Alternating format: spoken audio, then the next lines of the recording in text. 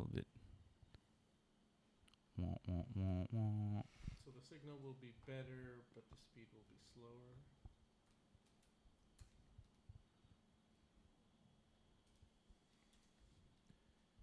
Testing 1, 2, 1. All right, it's possible we're live this whole time. But, What? It's possible we're live this whole time. Robot. But it's been so slow. I haven't been able to open a page even. You mean people can hear us? Oh yeah, we are live. Oh, okay. Robot There you and go. the bear. Here we go. Okay, We're let's officially beginning go. right now. Yep, we're live. Oh, How you doing, Luke? Go, Luke. hey, Eric, how you doing? Good, man. Good. You know. So where are we this time? Well, tonight we are here with Dove Kellemer and Sarah Jo Marks, my co-curators of the Let's Eat show, opening this weekend at Giant Robot 2. Yay. Yay. Hello. So we are recording live, so we are streaming live too. So some of your friends may watch, or they may not, but yeah. just thought you should know. Did the Wi-Fi work? Yeah, Okay. finally, yeah, it did. Cool. So, this is great because, we're actually, like, no one can really see this because, we're not going to really show it off. But this happens to be the room that inspired me to do a food-themed show because Sarah Jo and Dove, you guys collect, well, maybe it's a Sarah Jo, I'm not really sure, collect food-themed artwork. Or you at least have it displayed in the kitchen, which is like the ideal place for food-themed art. I used to buy her food-themed art and say, hey, do you like this? Hey, do you like this? And then she'd say yes, and then I'd get it. And then now when I say, hey, do you like this? She's like, yeah, but don't get me anything. I don't want anything. I want to have nothing. I want to go live in a hut on a mountain. I want to own nothing. Oof. Yeah, well, collecting is a situation. I am constantly living a situation. But let's start off with our top fives. Yeah, go ahead first, All right. because I didn't write one down. Oh, you didn't bring. Oh, you're unprepared, Eric Nakamura. Well, Wait, our you top know. fives? I thought our top fives are what we're going to discuss the whole show. no. I'm It's- freestyling it. Yeah, we just kind of started off this way because, like, in case you aren't familiar, Giant Robot Magazine used to have a top 10 Mm-hmm. in the beginning of the magazine where specifically Eric and Martin were the owner and one of the editors, I guess. Right. Would like have a list of like things that, and we're just kind of carrying it on for the show. Oh. So my top five. I'll start off with the Invader Zim Enter the Florpus. Just started streaming on Netflix. I was a big Invader Zim fan back in the day. I was a big, Wait, that's a video game, correct? No, it's an animated series created Wait, by... I was thinking Earthworm Jim. No, Invader Oh, Zim. no. No, Invader Zim. Created by Yonan Vasquez, the creator of Johnny the Homicidal Maniac and all these other things. And it's That kind of... dude's twisted. Yeah. Oh, it's great. Johnny the Homicidal Maniac, like, when I read that, like, until I met Yonan Vasquez, like, I actually questioned, like, his, like, morality, I was like, the person who was writing this, like, and I kept reading, though. It was good. Yeah, it was great. It was a great comic, and Invader Zim kind of ended in a really weird way. And it's funny because they kind of point out, like, how it just kind of ended in this weird way, and like 10 years later, it's suddenly, back again.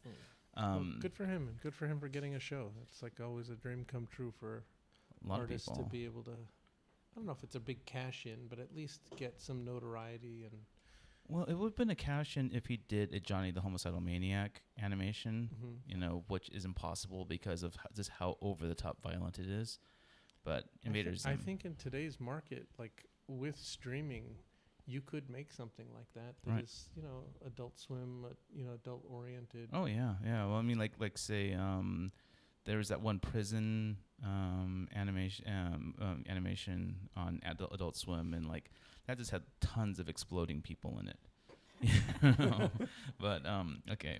My number 2 is Great Big Stories Cicada 3301 story. In case you're not familiar, Cicada 3301 is this weird puzzle thing that came up on the internet in 2012, and like have you guys heard of Cicada 3301? I don't know what you're talking I about. know what Little Big Stories is. I think that's Yeah. a video series. It's Yeah. like 2 minutes long. I Yeah. feel old. Right? Yeah. So, those Great Big Stories do these little 2-minute, 3-minute stories, but they did this 4-part story with each story's 30 minutes long, discussing Cicada 3301. You'd find it interesting, Dove, I think, because it's like these weird, kind of internet-driven puzzles, where they would like give a clue and like they'll take the image file with the clue, and they'd have to like dissect the code and find like the pieces of the puzzle inside the text of the image. Whoa. And This just like, sounds complicated. it's really Yeah. complicated. And like they've done 3 puzzles so far. The 3rd puzzle was created in 2014. It still hasn't been solved. So Wow. Who knows the answer? I don't. I'm not smart enough I mean, for that. who's the creator of the puzzle? They don't know. What? Nobody knows who created the What? puzzle. Sounds like a movie. All right. Yeah. So they did this documentary, 4-part documentary, kind of like About a puzzle? about the puzzle, and it's the people who are trying to solve it and people who joined the group. Like the first one was solved by a 15-year-old, like kind of computer tech kid. So I recommend watching it. My number 4 is a YouTube website that I've been enjoying lately called Atrocity Guide, and it's not as like grotesque as the name might imply. Like they do stuff like on alternative reality games, and then like weird phenomenon. Like, have you heard of Nasubi? No. Nasubi was a Japanese. Apparently, it was like a Japanese reality show where like they took a guy and they locked him in a room, and with a big stack of like Porno? things that you like submit for contests. Oh, I heard of this. Yeah, and they had the and it was live fed, and like they Mm. took all his clothes. He was naked for most of the show, and he was just filling out these things. And then like the show creators kind of realized like, oh, this guy needs to eat, so so they gave him like a little bit of food until he started winning food from the contests, and like they locked him in there for like I think a couple of years, and it then like after he had won, like because his goal was to win so much money's worth of prizes. After that, they gave him a prize where he went to Korea, and then they did that to him again, or they locked him into they put him in a room and like took everything away from him. Did he and consent to this? yeah, Okay. according from my understand, the doors, or when I say locked him into a room, he was never actually locked in. He could have left the room whenever he wanted to. This is like a contest, right? Like a Yeah. TV reality contest Yeah. thing. Yeah. Yeah, and at the It's very like endurance. You at, know? yeah, and at the Yeah. very end, like they brought him back to Japan. They put him into another room, and then when like I'm kind of spoiling it, but like immediately he got into the routine of taking his clothes off, and then he got like wearing clothes got really irritating to him. And then when he sat down with a pile of things, and then the walls all collapsed to reveal that he was in front of a huge studio audience, and he totally freaked out. And it's just, Atrocity Guide. Well, Wow. I think so. It's based on called Atrocity Guide. Is what it's- Atrocity Guide is the channel on YouTube. Oh, and okay. like they have a ton of stories like that. But that's so this is like years old. It's like more than 10 years old, right? Of Yeah. him doing this. yeah. Yeah. But like they just kind of bring up like these weird Oh. internet phenomenon things, and they do like Gotcha. they have like a bunch of articles on alternative reality games, like where the game will like send you faxes and send you mail and make phone calls to you and try and like immerse you into this quote unquote alternative reality stuff, and it's So what have we learned from Luke's 5 things? He likes some fucked up shit. We don't know what's happening outside of our house. well, I've only listed 3 things. My 4th Let's thing. see what the 4th is. I don't know what the 4th thing is. I haven't like You're pretty consistent. Just think of the most fucked up thing that comes to you. like not much has really happened, but like I guess I've been thinking about it, and I just don't have my number 4, but my number 5, Oh, that's so weird. which outweighs everything else on this list, Really? Wow. is Let's Eat, Yes. the show. Was Which- wasn't Let's Eat the first one? What? Wasn't Let's Eat already the first one? I thought you mentioned it already. No. Oh, is no. it during our No, I intro? mentioned Yeah, it's Invader during- Zim. Yeah, during our intro. Yeah, Okay. and then So Let's Eat. Let's Eat. Yeah, that's my number one, but we'll talk about that later. Yeah. What about you, Eric? Okay, my turn. I just kind of wrote it while you were mentioning. I totally forgot. So the top 5 is something I keep forgetting about every week. Number It's one. your idea, man. I know. I'm sorry. Number one. I enjoy the show Succession. Oh. It's on HBO. I don't even know who it stars, man. It's like Brian Cox. Yeah. Brian Cox, right? He's like an 80-year-old man who's basically like a billionaire. He's like Rupert Murdoch, and he's a fucked up family, and they're all trying to the young kids are trying to succeed him, be a successor, and the whole show's kind of about that. But then they're just not talented. That was kind of the problem. Mm. I keep seeing the commercials for it, I love it. and then I just say no. Not gonna commit. I just like it because how fucked up everybody is. And that's, I mean, I'm enjoying their misery. You know. Yes. Yeah, I think I do that sometimes. Oh, that's what. Not every time, but yeah. Um, Number 2, Enamel Market and Patches and Pin Expo in Santa Ana. oh, there was another one? Yeah, back to back. We did them both. Whoa. Yeah, so, okay, Enamel Market was at Pasadena Convention Center. Smaller, I guess it was the first time there, so it's wasn't a big event. But it was, people with pins and a lot of them, but actually not that many. Like, Mm. Did you do the show? I did. Oh. I was like, what the heck? And had you done the show in Never 3D Retro's No, parking lot No, before? never even seen it, even know about it, never heard of it. So I only heard about this one. Figures. Yeah, I didn't know. And then I was like, oh, and then Lofa, our friend Lofa from Hawaii, was in town, and he was saying, well, I'll do it if you do it. And I was like, well, I'm not going to do it if you don't do it. So he decided to do it. So I was like, okay, I'm doing it. So you did it. Well, because he visited, so I did it. But he was visiting LA like on vacation to go to like Disneyland and whatnot with his wife and wife's cousin. And, he figured, hey, how about one day I'll vend and try to make a little bit of money. And so I decided to join him and did that. Was it better than? Was it bigger? Or was it? It's not by It's the same small. people. No, it's a small event, but it's the same 3D Retro parking lot guy, evidently. It's Kevin. Yeah, and Manny, I think. I don't know who Manny is, but yeah. Special Ed Toys. Yeah, Special Ed Toys. But yeah, so no, that was there, that was a booth there. So they are small, did it though, and then all of a sudden I was like, But how'd you do with the show? oh, we did okay. Yeah. I mean, not great, Would you do it again? I would. I mean, I'm not expecting a tremendous amount, so it's okay. And then the next week, This is uncomfortable. yeah, 2 mics, Yeah. dual mics. Yeah. And then the week after, which was on Saturday, Patches and Pin Expo in Santa Ana.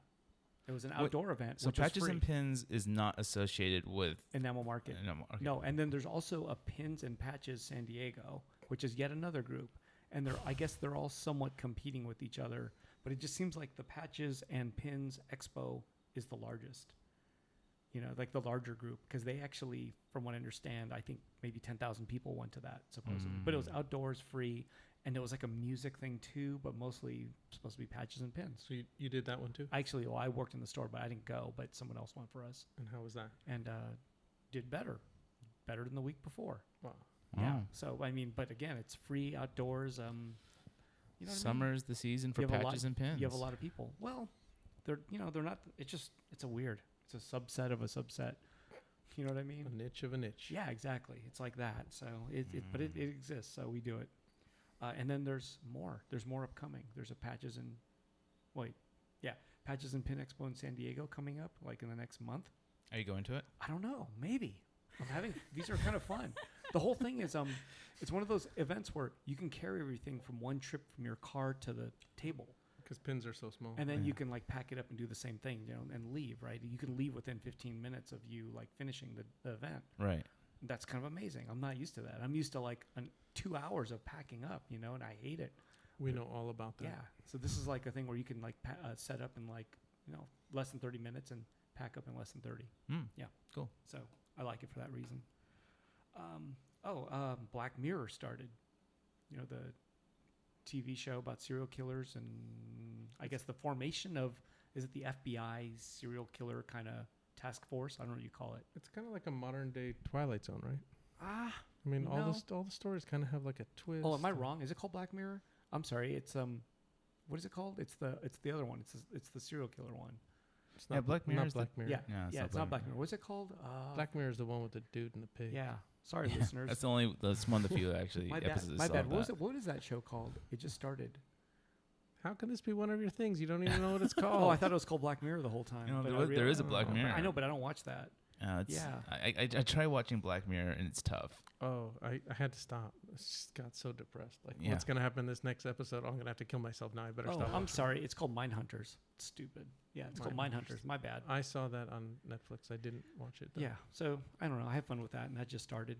It's a lot of fun. You know Definitely what? should check it out. That just got me thinking of what my potential number 2 could have been because I watched it like You're number 4. number 4. It was the glass blowing one though on Netflix. I literally sat down and watched all 10 episodes I'm in not one gonna sitting. lie. I saw the trailer for it. And I was like, I could get into this. Wait, someone else told me about this. Yeah, I watched all 10 Is it good? episodes yesterday. I mean, yeah, I thought it was cool. You know, I mean, like I didn't think it was like It's about blowing glass. blowing right? glass, but they don't really. I would like for them to have gone into the technicalities of blowing glass. Well, save something for season 2, I guess. Yeah, please. The fuck? Like I don't know. Anyway, sorry for interrupting. No, it's okay. Wanted to mention. See, I turned 50. After making fun of Patrick, like 5 episodes ago or more. Patrick from Monkey King, he turned 50, and I just made fun of him the whole time. Well, little did he know, I was turning 52 or 50 also. And anyway, so yeah, the whole time I made fun of him, and I didn't know. Only a few people knew that it was coming up for me as well. Yeah, How does it feel? same, like I was as if I was 49 or 48. So it didn't matter. But the fun part was because I don't treat it any different. So I just work at the shop or the gallery, and I'm doing the normal work. It's like my own birthday, and a lot of people don't know, and it doesn't really matter. So only way they find out is from Facebook. And then it turns out, well, like on the weekend, I worked both days, and then people came in and said happy birthday, brought me Donut Man, a lot of Donut Man, all the way from Alhambra, Glendora. Glendora. Yeah, I got some Donut Man, peach and strawberry donuts. They're both in season at the same time. What? Yeah, for this week. And I think this week. Someone must really love you. Yeah. And then That's like a 2-hour drive there and back. it's a long one. And then so I got that, and then a lot of artists and friends came because they were dropping off art for Let's Eat. So it kind of worked out really well. And then all of a sudden, Dev Patel, you know who that is? A Slumdog Millionaire dude and Lion and the actor, right? He comes in and cool guy. And it was like right toward the end when, like we were eating donuts. And This was on your actual birthday. well, it was a couple of days later because it's the weekend. But like we were all sugared up from eating all these donuts. And then he walks in and he was like super nice and hung out with us for a little while. Did he buy any art? No. But it was all basically sold anyway. But Mm. but yeah, he was a cool guy, and I usually leave these celebrity people alone, but I like him, and he's not like a giant celebrity, but in my world, I guess he's huge, right? Asian American land or whatever, he's a big guy. So Sure. anyway, I interviewed him, or I didn't do it. Martin interviewed him a long time ago for Giant Robot, Right. which 12 years ago he doesn't remember. But a really cool guy anyway. So I thought that was really awesome. Yeah, I can care less about Nice. these celebrity folks, but he was cool. Nice. Like, yeah, really good guy. Awesome. There you go. That was birthday 50. I think that was that ends up being 4 things. Oh, and number 5, another TV thing. There's a lot of TV going on. Yeah. I'm watching the Little League World Series, and I love it. I don't know why. I used to play baseball as a kid, but I mean, I don't know, it's fun to World watch. Series. It's kind of amazing to watch these little shits play really smart baseball. Like they're really smart. Like I'm watching it going, wow, like super aware.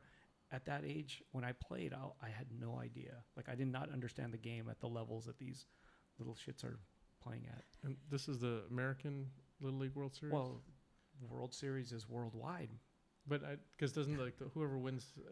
Basically, it's the world against America, right? So there's an American half, and then the international half, and they play each other. So the Americans have more Because chance. I thought the American kids always went and played Taiwan. Like, Oh no! There's it can be like Europe. They all battle. Oh, The really? internationals battle each other for the right to play the best American team. So Right. it's kind of unfair in a way, right? The Americans there's always an American team in the finals, no matter what. and how No. did they normally fare? I mean, is it warranted that the American team always gets to? The American teams are pretty strong. I mean, you do know. they win often? Yeah, they won last year, for example. The team from Hawaii won. Nice. Yeah. Well, if And, there's a cricket world championship, we would all be like playing each other just a chance to play the best Indian cricket team or something like I think that. the same would happen with like Yeah. was it badminton and stuff? It would be all like playing against an Asian team. Yeah. Or ping pong, like Yeah. everyone would the world would play against each other just to play the best Chinese, Yeah. ping pong Yeah. team. Is- So Or just math. Is this actually we what would you- we would wait. just take it. Sorry, Luke. Me and you, we'll take it. yes. Is this actually what your listeners like want to hear about? Yeah, they yeah, love it. yeah, they love it. Awesome. I'm just kidding. Just checking, so I know what to talk about. We're force feeding them. Yeah. So, anyways, that's somehow that's 5. But yeah, it's Mm. very TV influenced, unfortunately. Yeah, well, Yeah. It I should usually get ends out. up being. Yeah, we should get out more and we can talk about Dude, things like, outside. You have a lot more things happening in your life than I do. I just I was about to tweet out this week that I spent 3 days sitting in my apartment, sleeping till I woke up, naturally. My body says get up, I sleep till I wake up too. and then spending the entire day from when I got up all the way until I go to bed watching YouTube videos. Oh my God! What? Whoa! And Wow. that is What a that, life. you know what that's called? That's called living the fucking dream. Wow! I think that's also called sloth. I was gonna say. I was thinking the same thing. Sloth. No way, man. It's decadent. Anyways. All right, your turns for your 5s. All right, I wrote down 5 things. Oh, good for you, because I didn't. I did my homework. So my first thing is, so we have 2 children. One is going to start kindergarten soon, and the other one just started preschool. So my number one thing is that I get to drop off a child at school. I just get to drop her off there, and she's like, "Bye. See you in a few hours." Wait, the first day of school. This is the first day of school. She coming just up? started school. Did I not explain that properly? Well, for those of you who don't have kids, and for these 2 people who are staring at us like, "What the hell are you talking about?" I feel like So- I just grew another head. When you have a kid, and before they get into school where someone is looking after You them just have to be with them all from the like time. 9 to 3 o'clock, they're with you all the time. And so you try to take a shower and they're staring at you. And you take a shit and they're staring at you. You don't even get to watch one YouTube video. Not even one. And so the idea that 2 kids will both be in school for 5 or 6 hours a day is kind of amazing. Wow. For those who don't understand about having kids. I'm not advocating for you to have kids. I'm just saying if you don't understand, it's a pain in the ass. Wait, It's did a- they it's did a- they cry the first day? Like when you dropped them off, was there crying? Mine don't cry, but some Wow. do. Some do. Anyway, that's my number one thing. Wow. Congrats, actually. Nice. Thanks. Yes, Yeah. it's finally Thanks. come. Yeah, it's a big deal. I've actually been thinking about that moment since I saw the pea stick turn pink. Whoa. I was like, all right, Whoa. in 3 years I'm going to be okay. So do you keep the pea stick? Well, it deactivates, but I do have a picture of it on my phone. Oh, okay. I wasn't sure if you frame it because you guys have so much stuff framed and displayed. No, Wasn't sure if that stays. That would be weird. Oh, okay. Or it'd be art. we don't know. We actually don't judge what is weird or art. Mm. Okay. Okay. So wasn't sure if people keep that thing, but okay, I guess not. So something else that I really am enjoying lately is so I spend a lot of time sourcing food for the family. Like I go to the farmer's market on Monday, and I order meat in the mail frozen. I do a lot Wow. of stuff so that there's always healthy, fresh food here. And one of my favorite things is when food just appears magically and I had nothing to do with it. And it actually happened today because I was given a chicken sandwich that I didn't Oh. ask for. Wow. Just appeared magically, a chicken sandwich. Recently, I stayed at my mom's house overnight, which,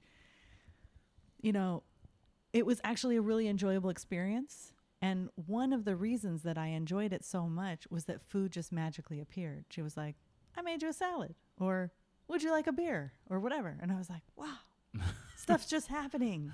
It's so cool. It's funny how your standard for that food goes way lower. Usually you're used to a certain standard of food, and if someone makes it for you, you don't have to do anything. You will totally settle for cardboard pizza. It's Yeah. Wow. Also, I started doing hot yoga. Oh. Wow. Yeah. So I had a babysitter one night, and my date canceled on me, not Dove. And I had to figure out some reason to leave the house. And I couldn't think of anything besides go to a movie or eat. And I was like, I don't want to do those things. So I went to hot yoga, and I've been going 2 or 3 times a week. And I was told by a Trader Joe's employee that my skin looks really good.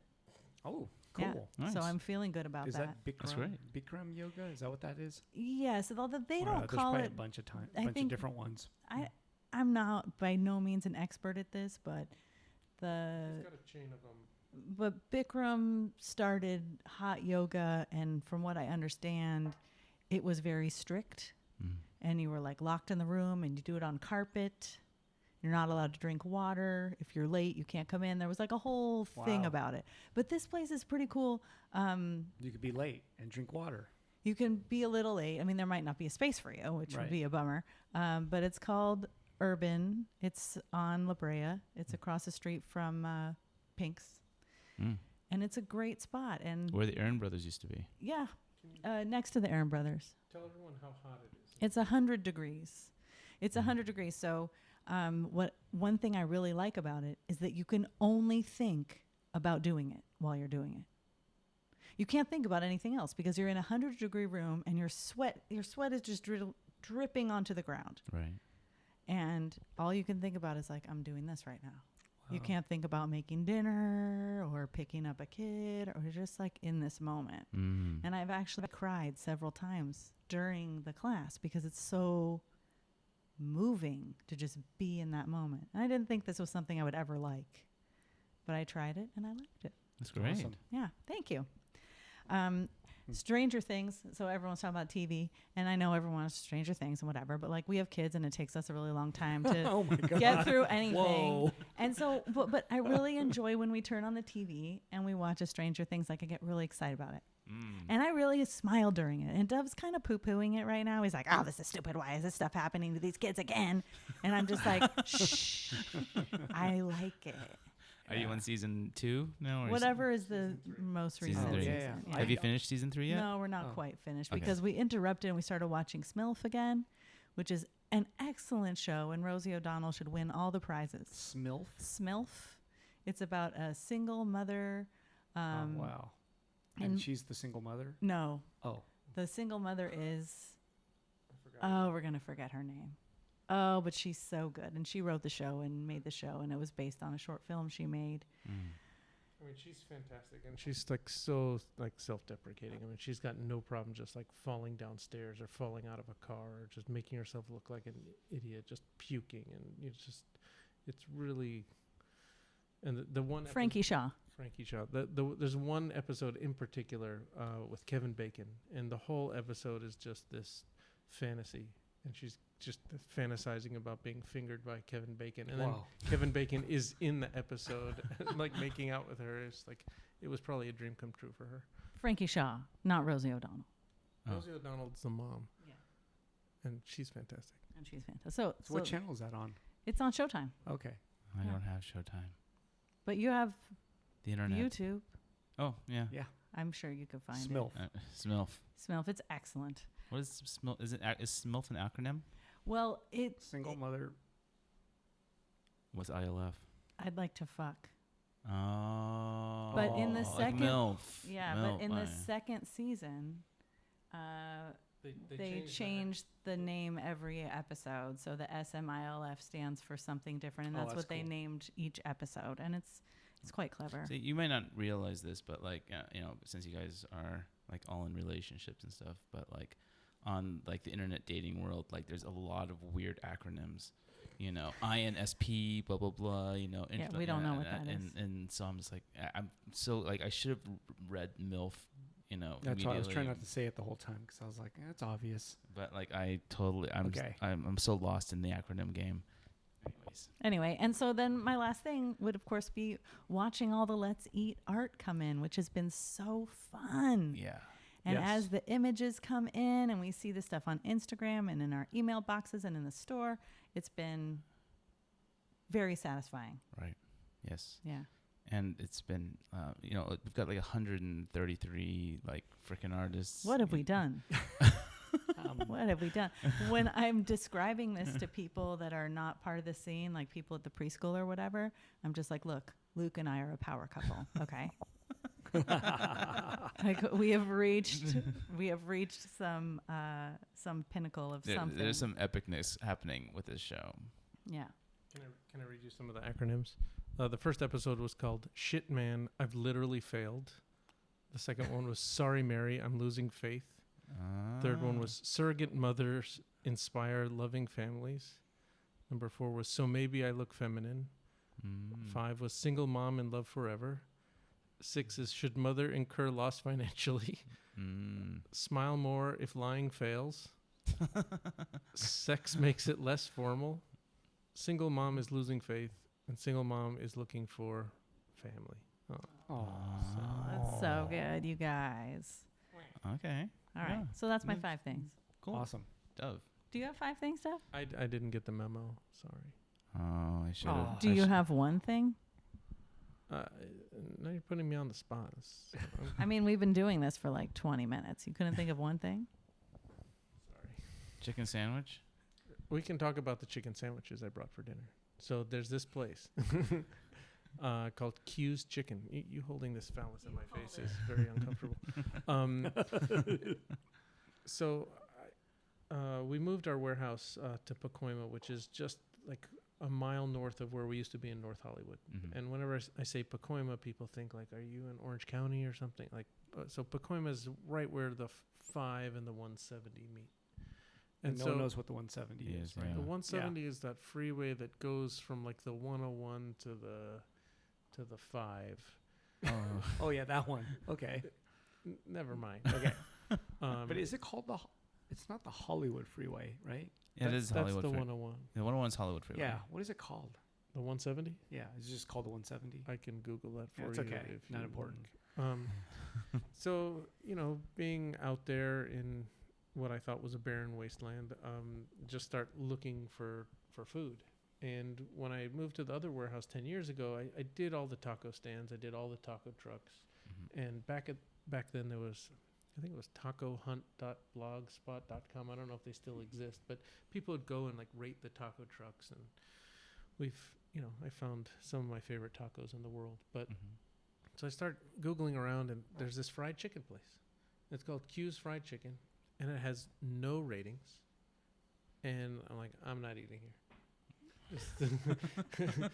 Because you hear all the stories about, ordering from places that actually don't exist, and someone's just cooking the food in their bathroom or something like, and then your meal shows up, and then it turns out it's not from a restaurant, like someone's just making it. And They do that? sending it Uber Eats to you. Yeah, I've never heard of that. That's crazy. Yeah, they That have to, like, exists. that exists. You know what? Like, if you look at sometimes, so I look on Yelp, but I look at by like location. There's some things where I'm like, I see it and I'm like, that doesn't exist. Like the location, there's nothing there. It's apartments, and then they actually have a Yelp review page, like with like just a few reviews, and I'm looking at it going, wait, there's no business. I wonder if that's kind of the same thing. It's- Someone's cooking it in their bathroom or whatever you want to call it, and then they're actually creating a restaurant name. Which it could be great, but Yeah. it's also illegal. Yeah. There's Um, no health code or anything. Right. Yeah. I could tell you stories about a friend in college who started a Chinese takeout out of his dorm room. Oh, but no then- way. Yeah. Wow. And I walked in there once. He was cleaning lettuce in the bathtub, and I was like, "Oh, you can't! No, this is not okay." Well, Wow. Anyway, it was good food though. So I just waited, and a couple weeks later, I saw, and they had 10 reviews, and they were like all 5-star reviews, and I was like, okay. And I looked at the menu, and all they have are chicken sandwiches, chicken nuggets, French fries, and then slaw. It's a yuzu slaw with like little slices of. They take their jalapenos, which I normally won't eat jalapeno peppers, but they're sliced so thin and like interspersed Paper thin. paper thin.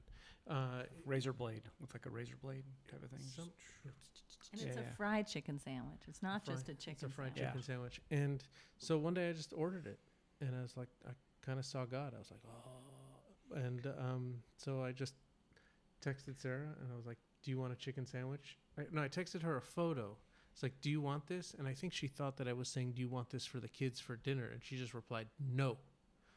And I replied back, I mean, no, for Luke, Eric, and you. And she's like, oh, yeah. So I got the sandwich. Wow. So it's new. So it's The new. place is new. And Awesome. they just took over some. They don't even have a sign up. They just took. It's like almost like a pop up. They took over like some old fusion Mexican place in, you know, it's shitty little strip mall in shitty Pacoima. or something. It's like on Roscoe and some, I don't know.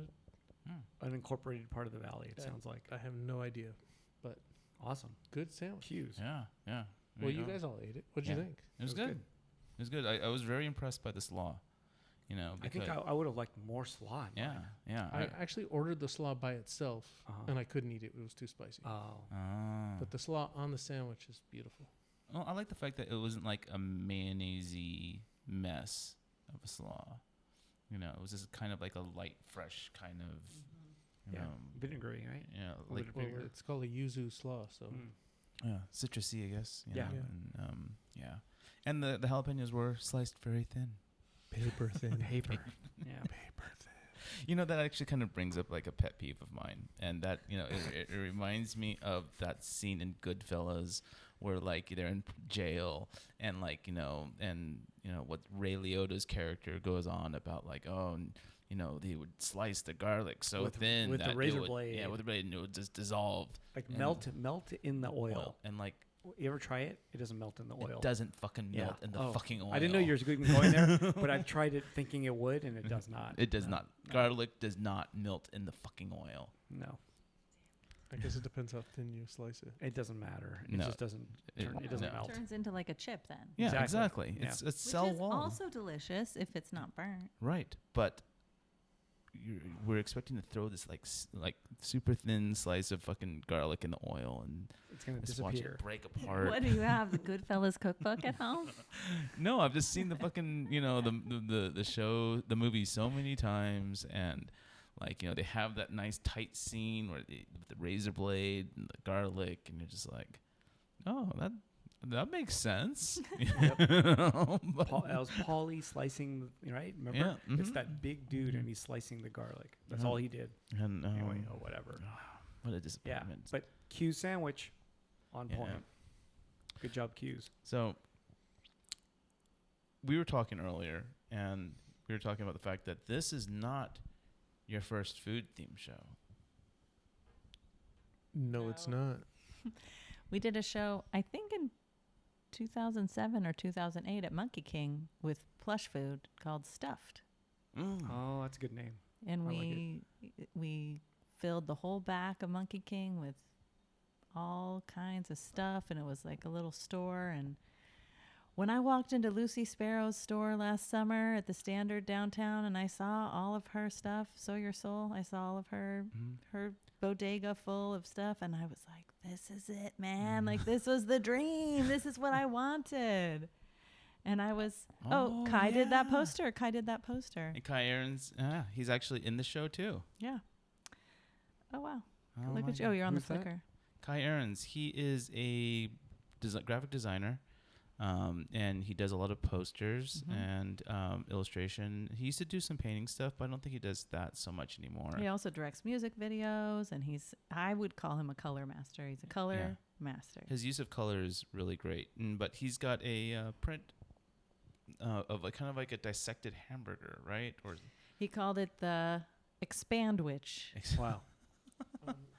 The first thing he did back in the early 2000s was spin art. Oh, okay. It looked like that. And then based on this design right here, he actually made a toy with Monkey King. And it had a little, Oh, I remember it that. had a little Yeah. lamp in it. I Mhm. see. And that was all based on the Spin art. Spin thing. art, Yeah. yeah. Wow. into spin He was inspired by the Minnesota State Fair, if I remember correctly. The Minnesota State Fair. But I would like to go there. Minnesota. We could eat there for show. Oh. fried butter with Coca-Cola syrup on it and all that. Oh. It must be good if they're selling a lot of it. Anyway, so we did do a previous food show, and it was really fun. It had a lot of pieces because we were trying to like make a store and Mm-hmm. really have it populated. I think our dream was to have enough product to have like a cash register and do cash and carry. And we had some cash and carry, but it wasn't. A lot of it was hanging on the walls and on pedestals. Oh, that's actually something that we've been able to kind of are working out on this show, though, right? Like we are going to have a lot of artwork, but then, through a lot of the artists that you've invited that are DKE affiliated. Well, well, before that, like for those of you who don't know, what is DKE? Well, DKE is the company I started back in 2000, and it just stands for Dove Kellemer Enterprises, and it was just the umbrella company for anything that was legal in the state of California. But what it evolved into and from is I started out selling vintage toys, and by the time I met Sarah in 2000, I think we met in 2001, but by 2005 when we got married, we started a distribution company for designer toys. Right. And we ran that until 2016 and represented over 500 artists, companies, and designers. And then we sold the distribution part of the business to Dispersed, that is still running it now. And I work for them part-time, just, cracking the whip. Yeah. Oh, so wait, what vintage toys? It's Star Wars, I'm going to guess, is one part of it, right? Most of it was Star Wars. Was it like selling on eBay, or where was it selling?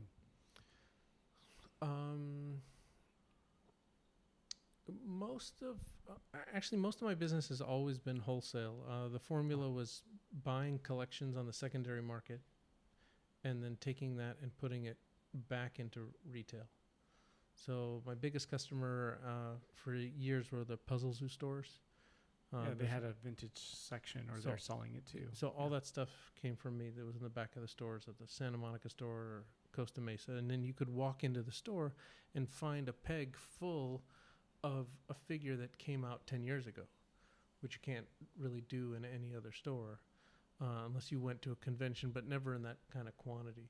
And so it allowed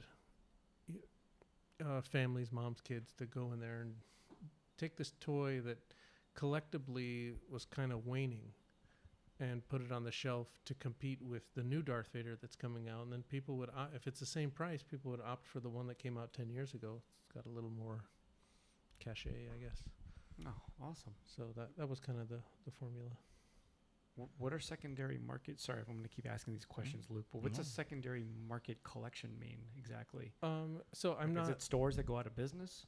secondary that are just market, holding and stuff, or meaning I wasn't buying toys from Hasbro. right? That would be when you walk into Walmart, Kmart, Target, Sure. Toys R Us.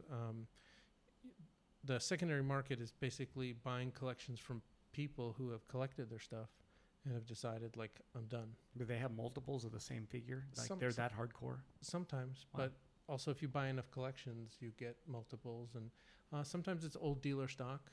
Sometimes Yeah. someone could show up with, 500 Jar Jar figures. And there was generally, if the price was right, I wouldn't say no. Jar Jar was a horrible figure, but at $1, I would take a Jar Jar. And there was a point where I had 500 Jar Jars that, I could not sell, but that was okay having a pile of Jar Jars. And now that Jar Jar's, unfortunately, or fortunately, depending on your point of view, that Jar Jar's actually kind of cool now, because not cool in concept but theoretically that the toy itself. Oh, it Wh- kind of what- represents a mistake or something strange, right? I don't know about a mistake, but kind of weird. I'm not even talking about conceptually. I'm just saying that Yeah. Jar Jar was so bad Yeah. that Hasbro stopped making Ah. Jar Jar figures. I think there was one that came out around episode 2 and then it was done, right? So then 10 years later, there's just not a lot of Jar Jar figures on the market. So if you have one, it can get, $10, $12, Wow. which is a whole lot better than the $1 that you couldn't sell it to anyone for. Like if I bought it wholesale for $1, like I couldn't sell it to another dealer for $1.50. Wow. They're like, fuck you, get that away from me. But the funniest thing was that's not the gag gift. Like I'd want to give that to people all the time. Right. Like Sorry, state of affairs. yeah, I'd be like, Luke, it's your birthday. Here's a Jar Jar figure. Oh, I want to be that guy that has some. you are that guy. Okay. You thanks. don't even need to want to. You're already there, buddy. I want to be the guy that gives everyone a Jar Jar. Well, now you know the man to talk to. Yeah. Yeah, I don't have any anymore. But Oh, shoot. there are some like really ridiculous Jar Jar products on the market. There are these huge Jar Jar like blow up rafts for like your pool. What? That's so weird. Those are fantastic. There've been some other. Oh, and there was one which was my favorite, and I actually saved this in my collection. During episode, It was in a small package. Oh, It was, but those it's come a- in fruit. it Those was a- come those come rolled up now in a small package, Okay. like fruit by the foot. And- It's called and stuff. and so I like that stuff. So each character had a different flavor, and no one during the approval process looked at these and saw that Jar Jar was watermelon flavor oh no! and said, "This is a horrible idea." Because this racist Step and Fetch It character is, I mean, what kind of subconscious, Oh my god! racism was going on? And then Whoa. no one in the approval process like caught this. So I do own a watermelon flavored Jar Jar fruit roll up package. Like the whole box. Just the one. little- Oh, that's so weird. It's like a gut punch every time you look at it. Oh. You're like, oh my god, like how does this Wait, exist? do you have one of those? What's the rare Star Wars figure that was like super rare? You know, like the old one that was on the card, and it's like almost legendary, right? There's the vinyl cape Jawa.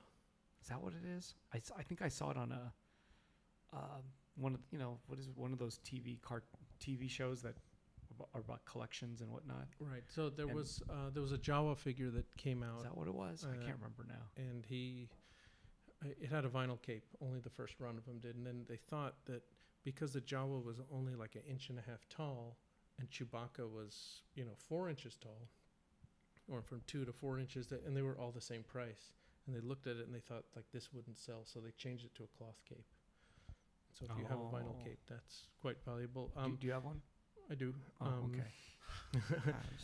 I have one personally. I sold most of my vintage collection in the late 90s, Oh, okay. and that put a down payment on this house that you're sitting in right now. Oh, wow. I still kept one of each figure loose, but all the package stuff I sold God, in the 90s? in the late 90s. Wow. I got an offer. It was just one person who took all of it. It was like double book at the time. It was Whoa. it was an amazing opportunity, and I never looked back. really. Wow. But since then, This house is probably 4 times its whatever you bought it for, or maybe more, right? probably. Yeah, okay.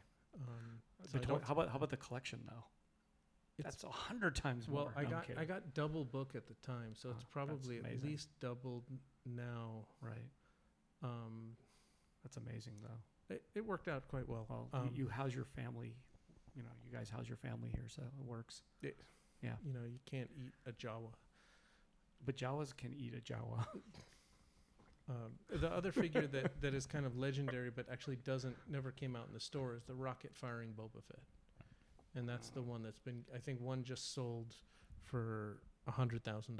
Oh my gosh. Jesus. And there's a few different styles of tests, in the back. There's like the J slot and the L slot. There's just some are painted, some are not, and there was only 20 or a dozen of 4 different kinds. And I remember How did that come out? Like, I mean, it didn't. It was just a test one, Oh, so they're test people only. would find Gotcha. them. Kenner was in Cincinnati, right. and people would find them at garage sales and. So employees taking them type thing. Exactly. Wow. And I think a few just showed up on the market recently, and I remember when it hit about 20 grand, and everyone thought this existed. They're like, "Oh, I'm still missing the rocket firing Boba Fett." Well, it never came out. I believe the year after Star Wars, Battlestar Galactica had a Cylon Raider that had shot a little missile, Mhm. and some kid choked on it, and maybe they died. I don't know what happened. And so, the rocket firing. When we got our Boba Fett's back in 1980, the rocket was glued in, and you Right. couldn't get it out. Oh. Do you have one of those at Fire? I don't. Oh, okay. I have a replica that got for like $50, but Yeah, okay. I've seen replicas of it, but like, and I don't really, there's a lot of collectors that are really into that. They want the original mold and the Right. prototype and the proof and the sculpt and the plans and all that kind of stuff. And I like the vintage toys. I'm a fan of the vintage toys. I have a whole nostalgia for them. But when that figure hit like 20 grand, I just said I'm never gonna own that. And then now it's 100 grand. Wow. well, but Damn. since the distribution thing, you've kind of evolved into this a new kind of a. I mean, would you say that DKE's kind of morphed into this new direction of kind of creating these like bootleg kind of, or quote unquote bootleg, figures inspired by older, like 1/8 scale? They're 3.75 inch, which is 1/18th scale. 1/8, okay. 1/6 is like a 12 inch. Oh, okay. Yeah. Depends how tall you are, Luke. Yeah. So now that the distribution part of the company's gone, we used to do San Diego Comic-Con every year, and the point of doing San Diego Comic-Con was, Sarah and I would go there and set up all these toys, and we'd be there for this very like intangible purpose of promoting, Yeah, like a showroom. like a showroom. Yeah. And that was fine, and it accomplished, a goal, but it was just debilitating at the end of that, that week when the show's opened for like 50 hours, and you look at it as like, I was here just to show stuff and I didn't sell anything, and then just decided that was fucked up, but we should start selling stuff. So we've always, I think at the same year the distribution started was when I bought the Sucklord's first figure. I think it was the Gay Empire figure in 2005. That's that pink stormtrooper with the exaggerated groin. Yes. Yes. And he also made a figure called the Sucklord 66, which was basically himself dressed up as the Sucklord, which has a Boba Fett helmet with a boombox. The radio, right? Right. Like he used to just walk around with that. Right. Before that was his whole shtick. Yeah, you yeah. know. I saw him for years doing that. Just this annoying cosplayer Sure. blasting this boombox that you just like, get Yeah. it, go away. Mhm. But it turned out he started making these cool toys, and at the time, when those came out, like, it was kind of a revelation. It was kind of like a fuck you to like all the toys that had come before. Everyone who was making toys at the time was collecting it. I remember like Frank Kozik was buying them, Paul from Kid Robot, all the toy makers were picking up on these. It was kind of like I always describe the Sucklord's work as the chef that has the restaurant that all the chefs go to when their restaurants close, and they go eat seal eyeballs and Right. goat toenails or whatever they eat. It's just like really fucking weird, right? Right. And so these were like the weird toys that all the toy makers bought. So wait, there's an artist. Yeah. So this is a toy. Toy maker's toy. Yeah, or toy of a toy maker. I don't know what you call it, but yeah, Yeah. So he's toy maker's toys. Toy maker's toy. He's kind of the godfather of the whole scene, and we were always selling them here and there at conventions, but it just, I don't know what year it was. Was it 2014, 2015, where it was getting to the point where carrying a vinyl toy at San Diego just got too difficult, because it would always either have to be the second version of something, or the edition size was way too large, or if it was really good, the artistry company would just sell it themselves. Why, give us a cut for doing it? They could just sell it themselves. So I had to find something to sell to try and just make back these extraordinary San Diego expenses. And one year, I would say 75% of what we were offering were these carded, quote unquote, bootleg resin action figures. They're just handmade 3 3/4 inch action figures that look like Star Wars, but they're not. They borrow from pop culture references. And they were one-offs. They're usually editions. Okay. They're usually handmade, hand-cast, hand-painted Sure. editions, whose art by artists whose medium is action figure, basically. And the first night, on Wednesday night, we sold everything. And I called Sarah. I was like, she was driving down to San Diego the next day. I said, please stop at the warehouse and pick up all this other stuff. I had to get more stuff, to populate the booth. And then I realized we had found a niche. It got to the point where the Sucklord couldn't make us exclusives anymore, because for the same amount of time he could sell it at full price. His prices were going up, and why would he make something for us at a show where he could sell it full price? Like, he didn't really need the promotion at that point. Right. He had just come off of that work of art show too, right? That was probably around the same time. Yeah. And so emerging out of like the dust were, dozens of other artists kind of following in his footsteps. Right. doing the same kind of thing, wanting to be like the Suck Lord or do something that's the opposite of the Suck Lord. And it started a nice little scene, I guess. So Are you the only one that does this kind of a thing? I mean, that kind of amalgamates it all, and because there's a lot of people that sell vinyl toys, a lot of people that do all these different kind of handling different kinds of figures and whatnot. But this one's really specific. I think you're. I think I'm the only one that does it on this scale. There are Yeah. other galleries that have had art shows Sure. that include these artists. Clutter has a show called In Action every year that has a few dozen artists. But those could be one-offs. They could be small editions. There's several. Mothership Gallery has done a few shows like that. There's another small little convention. Hope I'm getting it right. I think it's Assembly Required. I don't remember where it is. I think it's like in Atlanta or somewhere in the South. But we actually put together a show that's still showing in Pasadena at Space Gallery. That's true. There's a show called Robot Remix. is that still up? That is every weekend until September 8th. I've been wanting to go stop by there. So Mark Todd is actually the curator there, and he did a entire show of there's a whole VR component, and then there's 2D art all over the walls, but then they wanted an action figure component, and so we filled up a whole wall of I think I brought in like 30 new artists that have never been at Space Gallery before, and Awesome. go check it out. It's in Pasadena. Yeah. So this isn't. I mean, like we talked about the food show that you did at Monkey King, but you guys have both worked together on other shows. I was thinking of the Vader Project, but like, has there been anything else outside of those two major? Because those are the Vader Project was huge. I don't think we'll ever achieve anything as big as the Vader Project ever again. It was, that show toured the world and had 100,000 people see it, and wound up at the Warhol Museum, and helmets went up for auction, had a full color catalog. But yeah, we've had I don't know how many shows we've done. Couple dozen. Yeah, I don't know. At all different scales, different galleries. We did a Jar Jar show. We did. I believe. Were you on the Jar Jar? I show? think I Yeah, I had. think so. Yeah, there was Yes, a you were. book that you did that was I like. was at Designer Con. It was called The 99 Deaths of Jar Jar. Oh yeah, I remember that. And Magazine. Just by the name, actually, I remember it. The name of the show. kind Yeah. of inspired by one of the old Wow. kung fu names, kung fu movie names, and every artist had to choose one way to maim, torture, or kill Jar Jar. And it was Mine was eaten by the gigantic asteroid worm. yes.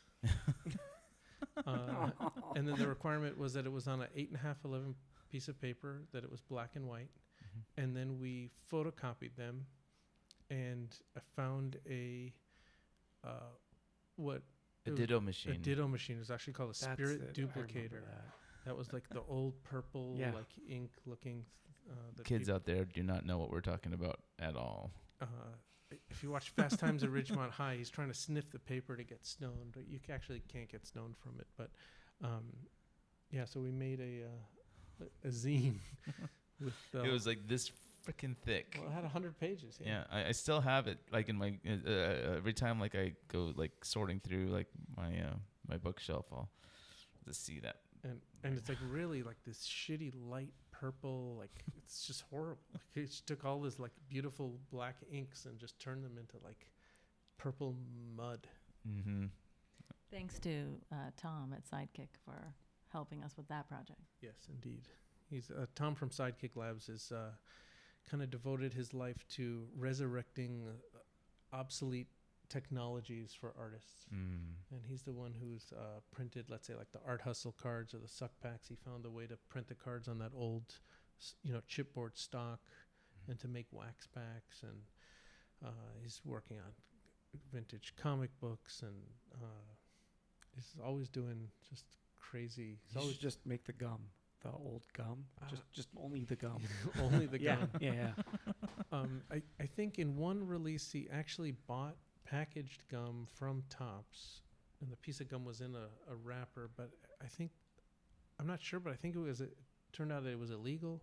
Oh wow. because you have if Food, you're the food selling thing, food, yeah. you have to label it somehow, and even though it was packaged, and Yeah.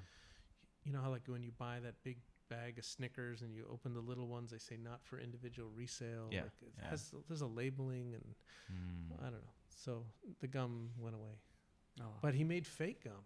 Mhm. He took pink foam and he would print on the pink foam, and then you would get one in the wrapper, and you'd Wow. collect it like. But then people would, like, I watched Lev from Toy Tokyo like start to put it in his mouth. Like, no, it's like this piece of foam is like. Ugh. But, Oh, you know, wow. I mean, like, you know, you bite into it and you'll kind of quickly realize Yeah. that you're okay. I you hope. know. Yeah. So, like we were saying, this the show was curated essentially by the three of us. You know, Well, I didn't have too much to do with it. It's more Sarah's deal here, but so I mean- pass the mic to Sarah Joe.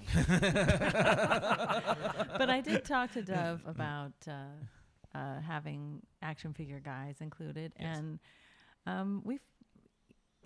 Yep. we chose some. We made a selection.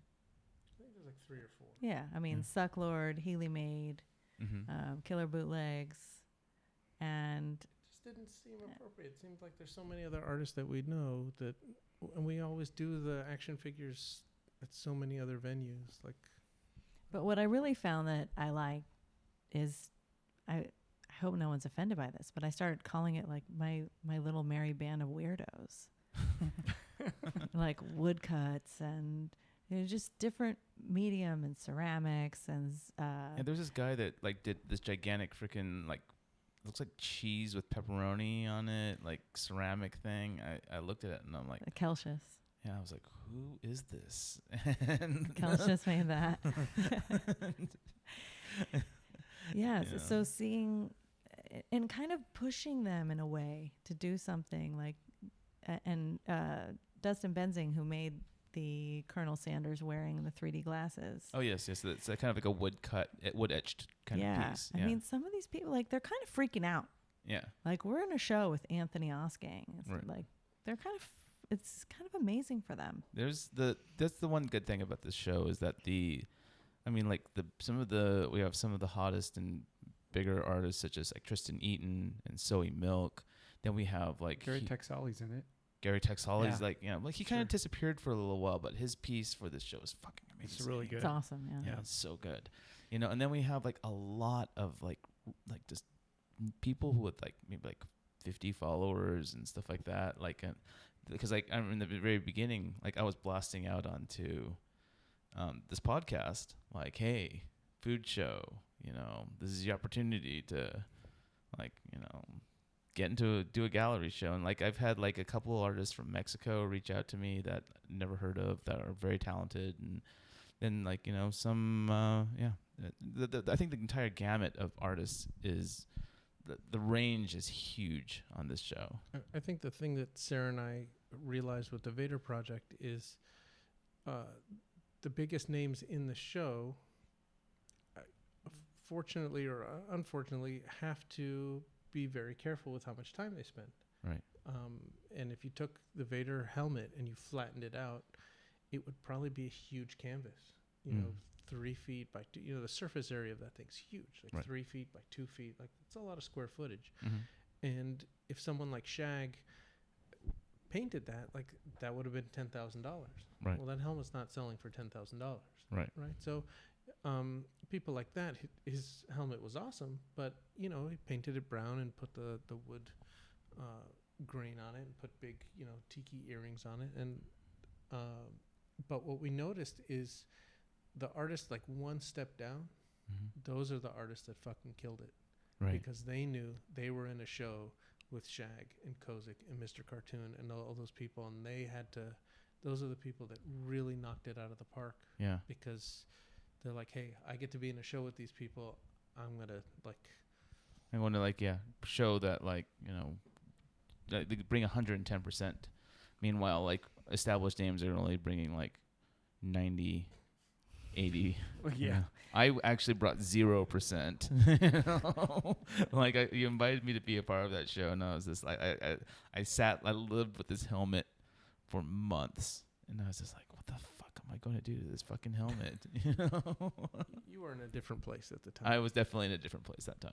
You know, so but like, yeah. Do you remember the time where you yelled at me at Monkey King? Oh, tell us about that. I wasn't there. So I don't Refresh know. my memory, You don't remember please. And please, like, don't leave out any details. So I walked into Monkey King and you were there. I was like, "Hey, Luke, how's it going? Have you worked on your Vader Project helmet?" And I don't remember exactly what you said, but you just started yelling at me, and you were like, Yay, Luke. you were, let's say, not yourself that day, and you were, you're like, "I don't know, Darth Vader, that's just stupid. Who would do a Darth Vader?" And you just kind of just like went off, and I just kind of sat there and smiled. I was like, "Okay, totally understand." And the next day I called Patrick. I'm like, "Can you go over to Luke's house and get that helmet? It's really expensive. I need it back." I don't think he's gonna do it. That helmet was like It- daunting. Yeah. It's a daunting fucking helmet. You know, it intimidated a lot of people. Yeah, like There's some helmets we never saw again. yeah. I mean, I'm glad that the helmet got back to you because like Wait, so you end up not doing the helmet? I didn't do it. Yeah, because Oh. like I didn't know what I could do. You know, because like Just a bloody bear on the helmet. yeah, but how was I gonna put the fucking ears on the fucking helmet? I don't know. Just don't worry about it. You know, I'm just so kidding. that Okay. that was the one thing that kind of tripped me up was like, okay, like how can I bring any of the elements Wow. from my character onto this thing and make it like, you know, Well, some people, if they had the skills, would transform it into something three-dimensional. Right. Other people just used it as a canvas and just painted a 2D image. I all didn't around. I didn't want to do that. Like, you know, like it's just because it'd be hard to make out what's going on because of the weird geometry of the thing, you know. So, but yeah, sorry, Dove. Didn't mean to. I'm glad you weren't. Wow. I'm glad you weren't I still love offended. you. Wow. You know. One thing I want to say about the artists that we sell, the stuff we sell at Comic-Con and a lot of the stuff that's going to be in the Let's Eat show is that it's affordable. Mm-hmm. And when people ask me what we sell at Comic-Con, I say we sell affordable art. Right. Yeah. Because if action figures sell for $100, well, $100 for a piece of art is actually quite reasonable. Yeah. And in Let's Eat, we have prints that are $15. Right. So there's really something at every price point, I think, in this show, which is pretty cool. That's always good. Absolutely. I've been going over the list of prices, and they are, you know, a lot of very affordable, really interesting works. You know, I feel kind of bad because the piece that I did and the size that I did, I might end up probably being the most expensive piece in the show. Oh, what about Gary Texali's? Must be more. No. Oh, No, okay. It's not. I- So I think it's okay if you're the most expensive in the show, okay. because there's still the dude who or woman, the person who walks into the show and like wants to buy the most expensive piece. It's good to have stuff at all price points. Is that true, Eric? No. Just give me the most expensive piece in the show. And I'm like, well, here it is. And he looks at it and goes, what? How much is yours going to be? About 6,000. Oh, it's not the most expensive. I Who? think there's more. Who? I think. Anna Bagayan. No. Is more. No. It's not? No. Okay, I thought it was more. It's 20. It's like 2,500, I think. No, it's like 40 something. No, maybe it's 4,300, something like that. Let's fight. Yeah. I gotta build the price list when I get home later on I don't tonight. know. It's gonna be a long night tonight. When I get home, I'm gonna brew up a cup of coffee and just start digging through emails and. Then he'll wake So- up in the morning, start watching YouTube. So, videos. yeah.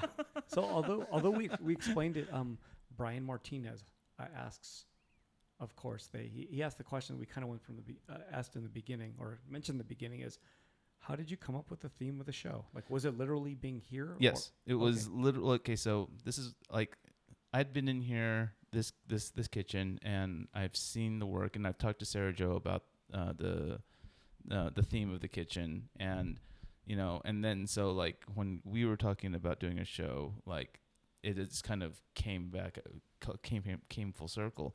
And then there was a party that you guys had, and I was here, and I was looking around, and I was like, the idea for this show came from, you know, this kitchen and Sarah Jo, so I should invite Sarah Jo to be a part of the show, because I only know like so many artists, involved, who like I'm friends with, that I'm not even sure how many of them would actually be good for the show.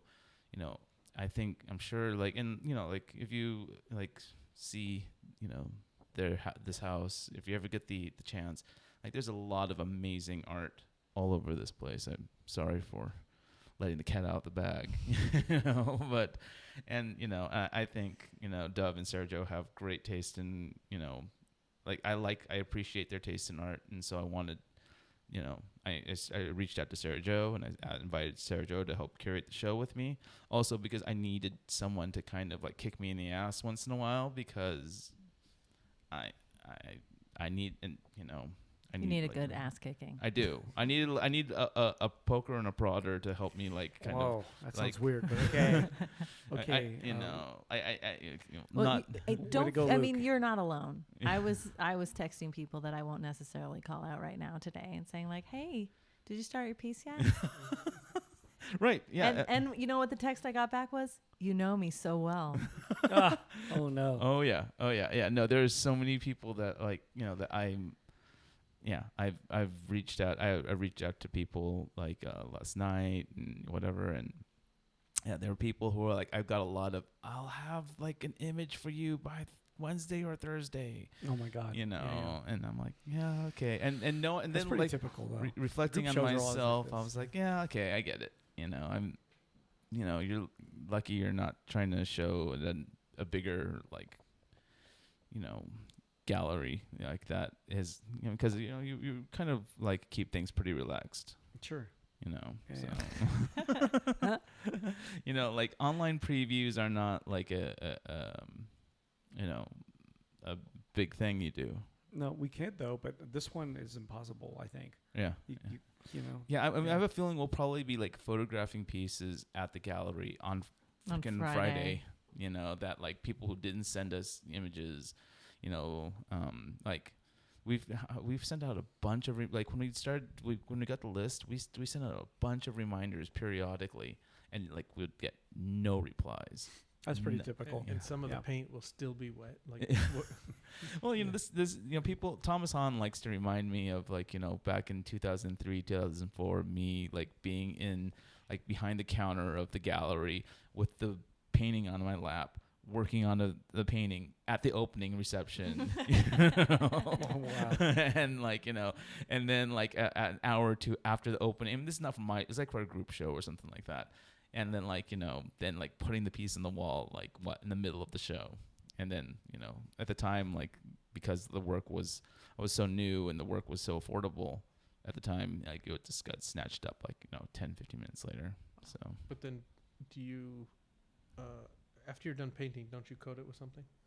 yeah. And So- well, the funny thing is, there's been times where I would take the painting off the wall, bring it back to home, At the and end then of the show, and then come back in the morning after you've coated it.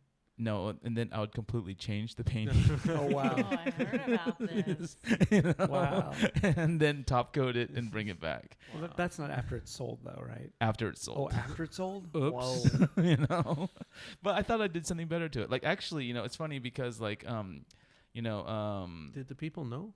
well, George, and back when George and Eileen were married, like they have one of my paintings where it started off one way, they bought it, I took it home, I changed it. It's still conceptually the same thing, but has new details and all this Oh. other stuff. And Did they Sounds notice? oh yeah, they noticed, and like they even confronted me about it. I Like think I was there. I Yeah. remember this conversation. yeah, and they showed me a photo on like their phone of like what my a photo gosh. of it like Before and after? the painting they bought, and then there's the painting that they own, and there's this like It's a little disconnect. Yeah, what exactly. we bought and what we own. I That, mean that should be a future show that's like when the art goes up, it's not what you get. Like, so if you take the risk, you're like, I'm gonna buy the Luke Chu one, Oh, what a great concept. and then all We'll of a sudden, call like it you know, surprise. yeah. So like yeah, when you pick it up, it's a little bit different. The whole thing is it's a work in progress. well, like here, Yeah. look, I didn't go to a fancy art school. I was strung out on drugs and stuff like that, so like, like you're that was part of the fun. I was bringing the fun. I was bringing like this sense of like what's going to happen with the piece that I bought. And It is a great concept for a show. yeah. If you've got like 10 artists that all do one painting, and you put them out for sale, and then like give periodically over the next 2 weeks, like It they all changes. change. Yeah. Oh yeah, you do like work. You could call it work in progress, and then like it starts off, but as like a sketch or something like That's a that. good idea. Like You they're know. all just like pencils on backgrounds. Oh and- wow, that's even more weird. You then, know, like, and then so like you're buying at a risk. yeah, Because you don't know and exactly. then people will keep coming back to the gallery to see To what's see it. going on. it could Oh, be this one's be mine. done in an auction-y kind of way, but like the auction closes like a week before the finished work goes up. I mean, Man, so you kind of have to go in for the gamble. Mm. it's totally gamble. I don't know. Leave it to Luke to come up with the most fucked up ideas. Do we have questions? We already asked them all. Oh, There's just one. oh. Yeah. I've Simple never. stuff. This is what you get for Oh, there's recording at, like, 11 Visage. o'clock at Yeah. night. He's awesome. Yeah. He's an artist in the show. I'm looking forward to seeing. I think Yeah. it might have arrived recently. Arraved. Yeah. Arraved. Yeah. Arraved. Past so- one. No. That was the 90s. So, how many pieces are supposed to be in this show? Well, there's over 130 artists, but Because some are some doing artists two did. and stuff, right? Yes. Yeah, I know. Some did more than two. Yeah. Yeah. And some have massive pieces. Like, I mean, relatively, they're pretty Yeah. big. I'm yeah. concerned about the big pieces. Yeah, Yeah, same there's some big here. ones. I like to see, bigger than that. Like, there's some big pieces that There's came. some 2 foot by 2 foot paintings like. Well, I saw one came in a big FedEx that I think it was about waist high. That Ah. was, I feel like this I could is put like a 42-inch TV in it, maybe. this Yeah. is the kind of show Yeah. that you should come to the opening and see everything, but you're going to have to come back another day Yeah. Oh, and yeah. really see everything, because I think the way that we're going to have to hang it, it's going to be a little floor to ceiling Oh yeah. and maybe also on the ceiling. Yeah. Yeah. Well, weren't you talking? Were there certain artists that wanted to like hang stuff from the ceiling? Yeah, we had some potential hangers, but then they were didn't have enough time to complete Wah, wah. their items. All right. Their ambition was bigger than their Brain. Yeah. So, but Awesome. you know, Eyes are bigger than their. stomach, blah blah blah. Yeah. That kind of idiom. So should we sell work before the show opens? What's your take on that? In this case. Yeah. Yeah. Okay. Hell yeah. Yeah. Of course. Get Okay. that shit Well, moving. yep. But I like mean, logistically, I mean, I can see handling 130 artists. Maybe there's going to be 150 pieces, 160, right? probably But- yeah. Oh, the question I have for you is, how do you deal with the postage show? Ooh. I just deal with it. But I mean, you have thousands, Like 3,300. and then you have like a second Um, opening with yeah. people lining up a second time. Yeah, like 440 artists. Was it? I don't know, 330 artists, something like that. And then how do you pay everyone? And Just diligently, just like pushing. and then what happens with writing your- unsold pieces? Like, how do you get? Put those in an envelope. Well, I know that every piece, like if people who bring multiple pieces, Oh, there man. is a slight number. You Yeah. number them. you Yeah, know? on the back. But I mean, this is a cash and carry type of show. But at the end, no, I just have to sort it all one at a time until I figure it all out, like playing concentration, until all of it gets sorted out. It's a big pain. Fortunately, the prices are just $25 each. Yeah, it makes it easier. But the whole thing is sorting the stuff. Everyone's name's on the back, so we could eventually figure it out. But it takes a long time. Everything has to be handled. That's all. And so, like, So, if you have someone a- someone steals Post-it notes and you don't realize it, We have to pay for it. yeah. And then when you return the art, you're just putting it in an envelope and sending it back to them. Yeah. We're not FedExing it back to them or anything. We're Right. just putting it in the 50 mail. cents and Yeah, boom. have to. No choice. There's no other way unless they come and pick it up. Wow. Yeah, and then half the time, well, not half the time, but a big portion of people, they move and they won't tell us. So, I mean, I didn't get it. And I'm like, well, here's your address. What's your address? And they're like, oh, I moved. I'm like, dude. Wah, wah. Yeah, so it'll come back, but it takes months. And I do get them back. I'm like, oh. And the overseas ones, so many of them come back from overseas. Like, I mail it and it comes back, and I'm like, dude, what, Oh no. Yeah, happens all the time. And then there's a whole big percentage, I can't say big, but big enough for people who just won't reply. So I'll have like 12 left, let's say, or maybe 20 envelopes left, and all 20 of those won't reply to any email. Like, I'm like, I want to return your art. I don't have your address. What is it? And they won't reply. I Yeah. And noticed. they only reply if there's a money query. If I say, hey, I owe you money and I want to pay you, they'll write back. But to return post, they won't write back. And I have post-its from like 3 years ago, and I've given up. Maybe you should write that into your contract that like if they don't reply, that you get to keep them and donate money to charity or something like. No, I just keep them in a box, man. It's just dusty. But but it's a certain. Most of the artists that don't write back are ones that I kind of don't know or I've never heard of, Right. and that's often who the ones are. Like if I heard of them, usually they're ones that are serious. They care. They'll write back. But like you've mentioned it before, in a different context. But frankly, I think they just don't care. And if they don't care, then why should I? It's up to us. I'm not going to throw it away, but Sure. they just don't care. I also think that there's something happening with email also. I think if you're our age, like email is the primary way that you've documented your life over the past 20 years. And you can look back and have this record. And if you're younger, Yeah, Instagram or something. you have multiple. I'm going nuts right now keeping track of, the way artists are communicating with me. They're all different. Because Yeah. I get a DM on Instagram, I get a WhatsApp, I get a, Yep. an email, I get a text. It's like I have the same thing. Maybe there's about 5 ways of communicating or something. And I yeah. can't even. I have to search 3 places to figure out how someone Yep. sent me some information. yeah, Mm. but with Post-it, it is. I think most of it is all through email. Like that's how it starts, and then if it doesn't, then I don't know. But usually But starts. I with know email. people who say like they don't read emails. Yeah, then that's too bad. They lose an opportunity. I know someone who has a lot of emails. You know what? if you ever- I dumped because of my diligence on collecting images and information on the show. I have been able to go through and also work through, unsubscribing myself from a bunch of mailing lists, and then I've gone through half of my pile that, just last night. What was that number say right there? That is an impressive number. What is that number? 19. Oh. Oh. Let's see. Look at mine. What number? 159,913. But those are Oh. unread. I don't know. Are they? Yeah, unread. Okay, Let me so- delete one right here. But like every day you don't go through and I do. I go through all of them every day. and delete what you don't need. I do, but I don't know how. I don't know where that number comes from, but it's there. That's insane. Yeah. I have 2 different people shoving phalluses in my face. No, it's just. Very disturbing. But some of it is ones that I know, like new subscriber to my mailing list, and it's like I'm not going to open that. Well, can't you select? Can't you just select the certain subject and then just go mark all of it and then Yep. Why don't you and delete it? I could, but it's just there, and I just leave it. But It's not going to hurt me. It's It not gonna- hurts me. It won't confuse me or anything. It's just like whatever. That's magical. Yeah.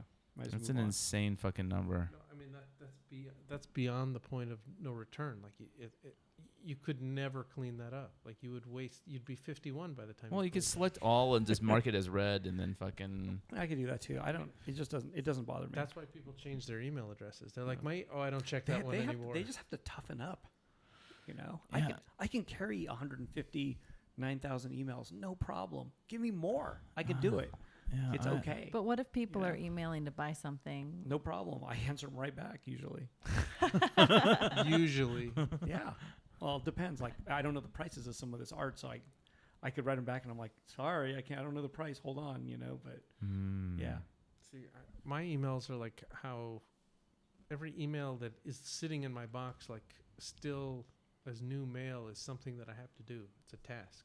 mm-hmm. And then once I do that task, and there's some things down at the bottom that have been sitting there. There's one that's been sitting there for a year, and it's something I have to do, and it's got a piece of information that I need. And then once I do it, I can delete it, and it goes away. So it's kind of like my to-do list. Oh, I see.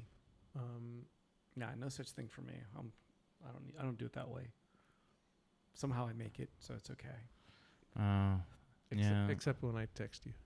You know what? Your texts were going to my spam caller Uh-huh. thing. I just undid it. Yeah. I feel special. Yeah. Wow. Wait, there's a spam caller thing? I made one. but accidentally put Dove in it. Oh. Wah, wah.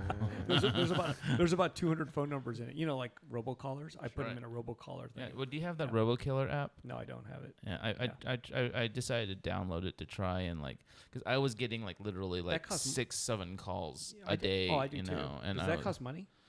I think there's like a one-time subscription fee, and so I try it and like like here's all the calls it's blocked for me so far. So So it works. yeah, it works, but some still come through because like if it I think it goes through a database like its own RoboKiller like database, and if that number gets shot to you, it'll like check whether or not it's on the database. Well, you can do that through the iPhone. You can hit block, Yep. block that caller, except if they have one of those machines that masks the number and creates a new number.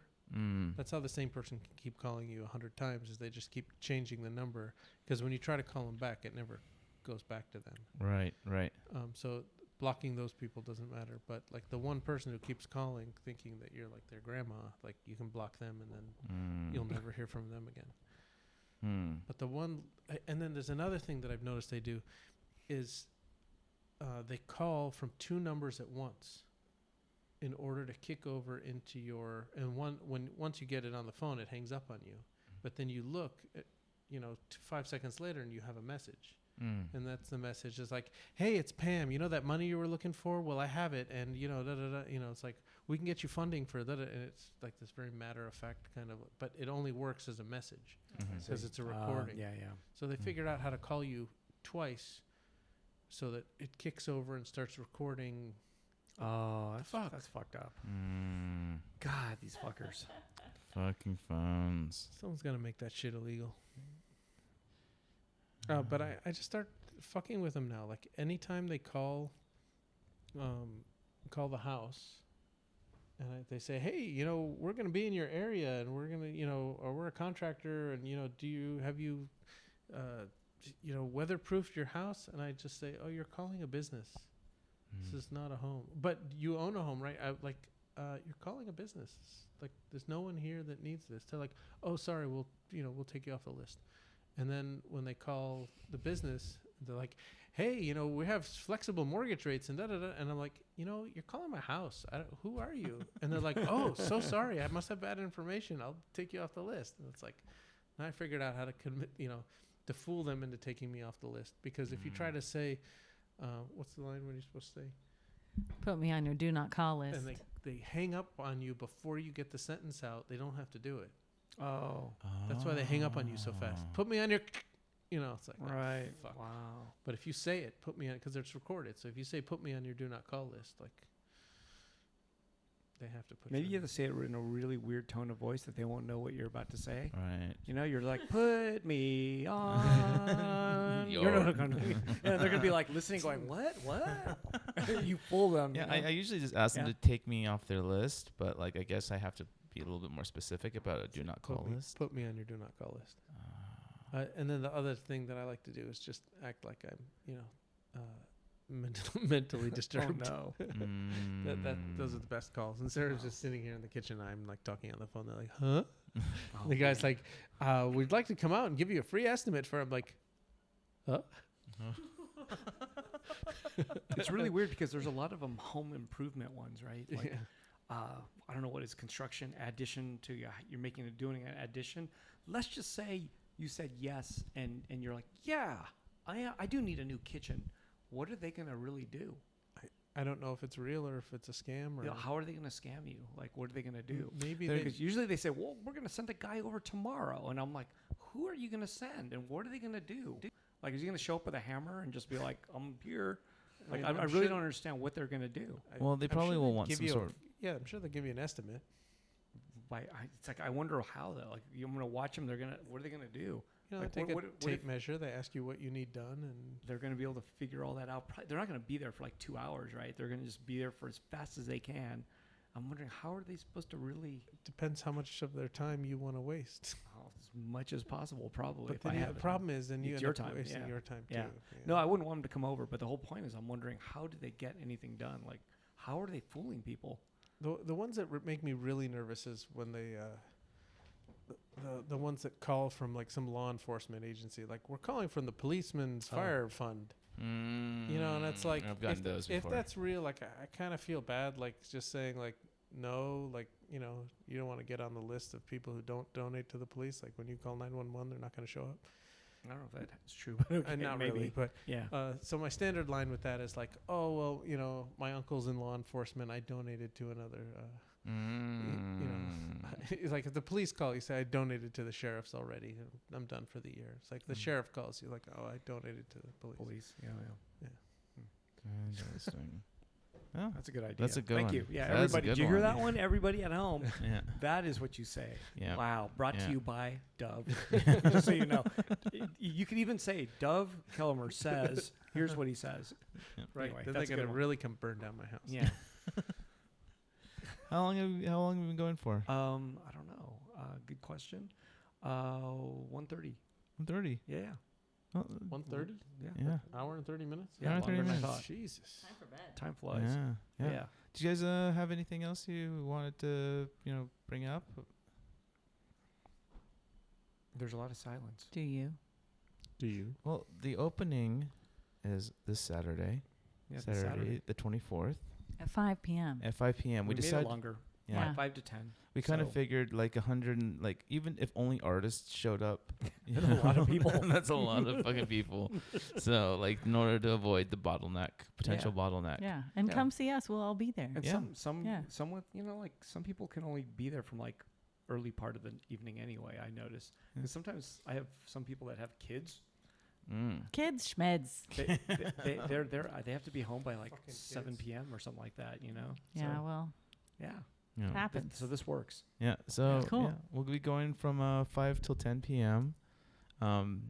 It's the Giant Robot 2 Sawtell is like essentially the best gallery to throw a food show at because it is in one of the foodiest kind of neighborhoods That's in true. Los Angeles. Sarah and I really like the revolving sushi place. Oh, I love that place. You mean Kura? Yeah. Yeah. I mean, it's place not is the good. best sushi, but it's like it's Yeah, so I s- much fun. I Just say the same exact thing as Yeah. you. Did I tell you that? no, That's the exact line I give to everybody. That. it's Just just so much fun. so It's cool. not the best sushi, but you'll have the most fun. Yeah. And Yeah. then when you like win the little ball, you ever eat enough to put enough plates? in Sure. there? Yeah, if you eat enough, you get a prize. Yeah. Yeah. 15 plates. Yeah, Little- 15 Like, plates. ding, ding, ding, ding, and you're like, what the fuck's going on? And then a little ball comes out, and like you get a little, Yeah. like, See, Yeah, It's a little, the little Lego. Legos. It could, be, Lego it, could be, sushi. it could be different each time though. Like what I mean, it'll update. It could be a sticker even, right? I got a Tokidoki Post-it pad. Whoa. Yeah, with a like Right now, unicorn on it's it. it's sushi Legos. Mm. I know that because Oh, I was we've got there a those couple too. of weeks ago and they Yeah. had them Awesome. advertising them. So Yeah, so make a night of it yeah, and come out and then just go eat some stuff and then maybe think about the piece that you put want. your name down at one of the Tsujitas. And You Mhm. know, it'll be an hour, so you might as well come look at art, Yeah. buy some art, Right. and then Mhm. go and eat, man. Celebrate your Yeah. purchase. yeah, Yeah. Right? yeah. We're gonna have. Yeah. I think we're going to do some cash and carry stuff. Is that like the plan? Well, we have some prints for sure. yeah. Mm-hmm. Yeah, I'm not actually. Yeah, we will see Yeah. Mm-hmm. what arrives, Yep. won't we? We will. All right. Yeah. So yeah. before we started the show, we were talking about the theme song. Oh wait, but also the show will be up through September 11th, and sometimes people think like it's just an opening, and then I didn't get to go and I missed it, but it will actually be up through September Yeah. 11th. Yes. Yeah. So- and you're open every day. No, we close Monday and Tuesday. Yeah. But we're you're open on one of the best art viewing days of the week, not Sunday. Yeah. But a lot of galleries are closed. I'm open on Sunday. Wednesday through Sunday. That's fantastic. Yeah. So come, put your name down at Tsujita or wherever. All right. Come look at the art. So before we started recording, we were talking about the opening theme song for the show, and Luke began to sing, and we all thought that it was fantastic. So we're gonna have Luke take us out by singing the opening, but this opening will now be the opening of every show from this point forward. Oh no. Okay, Oh, ready, no. Luke? Oh no! Are you recording this, Eric? Yeah, we're going. Oh, And Okay. hit it. It's so hard to do it like on. Come on, Luke, go. Robot and the bear. Oh man, that I am. sucks, dude. Okay, let's start. We gotta start one more time. Okay, ready? 3, 2.